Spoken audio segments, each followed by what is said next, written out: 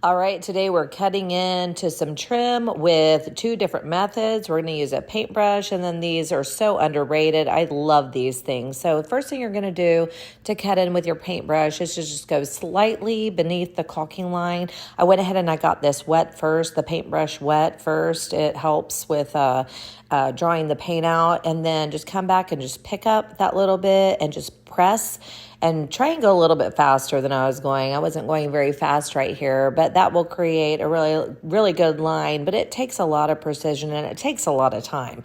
So here's this tool. I haven't used this in years, and you just zip it right along that line. Now, this works perfect here because that trim has a perfectly flat surface that those wheels can just roll along. So you're going to get that perfectly straight line. The only place that this does not work is if you're going from the wall to a ceiling and there's texture on the ceiling, or there's texture on the wall and then the wall is not flat. But since this is completely flat, this tool works so well. Now, I got one of those cameras that I wear on my head. So this is my view of painting it. Now, this is about how much you want to have on it, and check your wheels from time to time so that they don't get paint on them.